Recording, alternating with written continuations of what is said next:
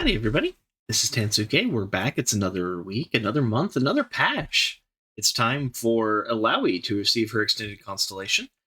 She's already in the game as a 3-star, but now she'll be expanded. She is the only champion that's coming, which is the first time that we've had this, but we can give it a shot because there's other stuff here. So let's go ahead and dig in here. New content, new adventure. Illaoi brings the deep voice below the waves adventure to Path of Champions. Available as a 3-star adventure and as a 6-star adventure. So we have the regular version and the nightmare version. I love it when they do this. The main reason is so that newer players can still experience the new content and older players can still get a challenge out of it. I do enjoy this. Plus, it's more rewards this way. And they don't have to tweak as much. They mostly just have to tweak the deadly modifier and maybe some items. Featuring new encounters and powers, including an Illaoi mini-boss and Nagakaboros as the main boss. Each Deep Voice Below the Waves adventure has new reward slots and new rewards to earn. I'm not 100% sure what that means, but my gut just says it just means more rewards. So clear rewards with new characters. Makes sense. New adventure powers. Goddess of Motion 1. So this is probably for the 3-star. Round start, if the foe has the attack token, they spawn equal to the number of cards in the player's hand. So if you have 5 cards in your hand, they spawn 5. If you have none, they don't spawn at all. Cool. But you'll always have at least 1 card unless something shenanigan happens. So they'd always spawn at least on 1. And Goddess of Motion 2, this is the legendary, likely for the 6-star. If the foe has the attack token, they spawn equal to 3 times the number of cards in your hand. So if you have a bunch of cards in your hand, ooh, you're going to really not like that. So an emphasis on this adventure is going to be playing a lot of your cards and not filling up your hand. If you're somebody like, oh god, I think Nora would be pretty awful here with the concept of that because her hand always fills up. So that'll be interesting. All right, new adventure encounters. The boss, Nagakaboros. Final Ordeal, legendary power. Tentacles with 3 or less power have elusive. Tentacles with 12 or more power have Overwhelm. I mean, it's a deadly adventure, so the 3 or less won't basically do anything. But 12 or more, very likely to happen. Round start, the foe summons 3 tentacles, so that's going to be pretty interesting. But something interesting is a lot of the spawn mechanics only target 1 tentacle, so it would be like it'll summon 1 tentacle that gets big and 2 tentacles that stay small. So they'll have 1 big one with Overwhelm and some small ones with Elusive. So that'll be interesting. Mini boss, Illaoi. Behold. Non-tentacle followers have Ephemeral. Round start. If the player doesn't have a champion, summon the weakest one from their hand or deck. If one can't be summoned, destroy the player's Nexus. The emphasis is on you. You got to make sure you have enough champions on your deck and protect the ones you got. And use your ephemeral champions well. Yumi, not a good idea into the Illaoi mini boss because your units are just gonna die unless they have Deathless. That might help. Also, somebody that brings back ephemeral units at the end of the round might be interesting too. There are a lot of encounters in this adventure, and we can just kind of view them live. We don't need to all these now, but there's a lot of stuff that involves tentacles or the units that they do. Makes sense. New constellation, Illaoi. So she'll be going from 3-star to 6-star. Let's see if anything's crazy here. It appears that her deck has remained the same. Every bit of it. There's some good cards, some cards. Her 1-star is remaining the same. Her 2-star appears to be remaining the same. Her 3-star is remaining the same. For her 4-star, she's getting Enfeebling Strike. That's going to be good. Enfeebling Strike, always a pretty useful power. You can use it with Quick Attack to really neuter the person that's attacking you. And since you'll have Vulnerable, you can specifically neuter somebody by attacking them with a strong unit. And either you kill them and it didn't matter, or you severely weakened them, which is still a good win condition. Also, it would make stuff like Titanic Wake. No, she wouldn't really use Titanic or Trifarian Might well. I was thinking of the right power. Yeah, it's a nice power. Don't get me wrong, I don't like it. Test of Spirit 2, so she's actually getting an expanded 2-star, which is nice.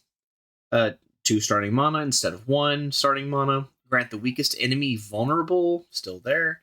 And grant allied tentacles everywhere +1/+1. That's nice. The later the adventure, the mission goes in the battle, sometimes your tentacles just kind of have a hard time picking up steam. So this will help a little bit. Leap of Faith. Each round, the first time you spawn, summon a Nagakaboros tentacle. This has a 3% chance to summon Nagakaboros instead, increasing each round. That seems very low. I'm not the biggest fan of that. But the Nagakaboros tentacle is also not bad. For those that don't remember, basically what'll happen is when it's summoned, it automatically goes up to the strength of your strongest tentacle, so you can get a little bit of extra power. And an ephemeral copy of a tentacle is always nice. And if you get Nagakaboros, that's the woo lottery moment. We'll see how much increased each round means. That could be very good or very bad. If it's 3% chance the first turn, 4%, 5%, 6%, it's useless to increase it. But if it's like 3, 6, 9, 12, it'll start adding up. Harsh Lesson is her signature epic relic. For those that don't remember, she actually already does kind of have an epic relic in game right now. It is the Spirit of the Buru. But Harsh Lesson is another one. This one's more specific to her. Regeneration, which is a nice thing. I enjoy this on Illaoi. You kind of want to keep her alive till she levels. When I'm blocked, your strongest tentacle strikes my blocker. That's nice. So she has Overwhelm. You can use this as a way to target them and destroy them. So that'll be quite nice. And when you play Spawn 2, that's also nice. Not a nice free spawn, always valuable here. And this will also pair with her 4-star because that'll also enfeeble the person. So you can do a lot with that. A new item. The Sea's Command. When I'm summoned, spawn equal to my cost. This is nice. This can, you look at this and I'm like, this is going to go on her support champions. It turns out it is. I'll show that in a second. And that makes sense. Expensive card spawning will be nice. You get, something like Jarvan, Volibear, etc. You can actually get some good value out of that. If you survive long enough to summon them, then you can really get a boost in power. That'll be nice. Bundles in the store, buy them if you want them. Battle Pass bundle. If you're newer to the game, I recommend the Battle Pass. If you're kind of at the capstone and you've got everything, then you can start looking into the celebration for the signature relics. Death's Foil is swapping to the Emporium for a limited time as Found Fortune is leaving. Death's Foil is pretty good, and I think it's actually pretty decent on Illaoi. So, as always, nice topical pick. I think that's pretty cool. PvP can now speed up. I'm sure they're very excited about that. And Glory Store Make Right. Now, not last month, 2 months ago, there was a temporary bit where the Glory Store wasn't working. It was about a week, maybe tops. Maybe only a few days. But they're basically saying, hey, we're going to make right. So during this patch, you can get twice as many items from the Glory Store as compensation. So if you have any glory saved up, this is a good time to spend it on what you want to spend it on.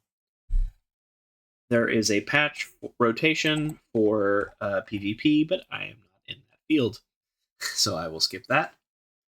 Let's go through bug fixes here in case there's anything of value. Fix an issue where Katarina results in different outcomes if she was leveled up. Doesn't really happen much. Fix an issue where it was not displaying the 2 in Jump Scare 2. That's fine. Fix an issue where granting keyword effects does not apply to units with a temporary instance of the keyword. So, for example, if you have a unit that, let's say you have the Grander Plaza, and they temporarily have Challenger, and you cast Shyvana's Confront spell to give them Challenger, they might lose it at the end of the round improperly. So now they'll fix that. Fix an issue where Demonic Ascension was not functioning correctly with an allied Mel was on the board. I believe I've seen this before. It is kind of weird. It didn't work right. Fixed an issue where Whirling Blade's description was not mentioning damaging the enemy nexus. Awesome. Okay. Whirling Blade. I don't have this one, so I will have to show you. It's from the menu here. Whirling Blade. When I'm summoned or attack, deal 1 to all enemies. Everybody just kind of noticed, hey, it's also damaging the nexus for 1. It's nice to know that wasn't a bug, but a feature, so they're updating it. Or maybe they decided it's okay. So that's a nice little fix there. Nexus is now unable to receive negative keywords. This one scares me for Vex, because maybe she can't gloom the Nexus anymore, because she kind of could before with stuff like Warning Shot. We'll see. Fix an issue where Tough Nexus was losing its indication of tough when reconnecting. Huge win for people that play on their phones and close their screens and then come back to it. Fix an issue where the Android back button was failing to close the Defiance menu. Fixing an issue where the X button was failing to close the Adventure Journal. Fix an issue where Defiance wasn't available in Spirit Blossom Adventures. Now you can int your own run in new and unique ways. All right, let's go ahead and shift over to the bonus stars. This is something that came out via, I believe, the Path of Champions Discord, I believe. These are Illaoi's bonus stars. We have Star of Bounty, 1 reroll and 4 region. Very nice. Region's always nice. Your support champions have the Seize command. This is that new one that gives them spawn equal to cost. It's great. Tentacle has Skirmisher Saber. If you're running Spirit of the Buru, it's going to be very nice to have the Quick Attack Challenger combination. Love to see that. Buru Lookout and followers that you acquire in the adventures that cost 4 or more have the Seize command. And Tentacle Smash has Stopwatch. So those are all very nice. Let's kind of quickly talk about what those are. Those are some items in her deck. The Buru Lookout was very expensive, but now it's also Spawn 8. Spawn 8 and +1 spell mana. That's pretty good for 5 costs now. And getting mana discounts on this will make it not as helpful. But that's not bad. So it suddenly makes this card actually tolerable, which is nice. And then Tentacle Smash will now have a stopwatch. This is nice. Lets you have control with your tentacle during the middle of combat, which is sometimes something she kind of makes. But yes, that is all that we have there. These are some of the relics that kind of run on Illaoi. I'll probably take the Green Glade Shade Leaf off and try out her new epic relic. But this will be very interesting. I'm very excited to see where all this goes. I know some people run Gale Force. I think that Spoil has some viability here. Lots of good options. So we will try them all out tomorrow. Or today if you're seeing this. So, thank you very much, everybody. I will catch you guys tomorrow, and we will have a whole lot of fun with Illaoi.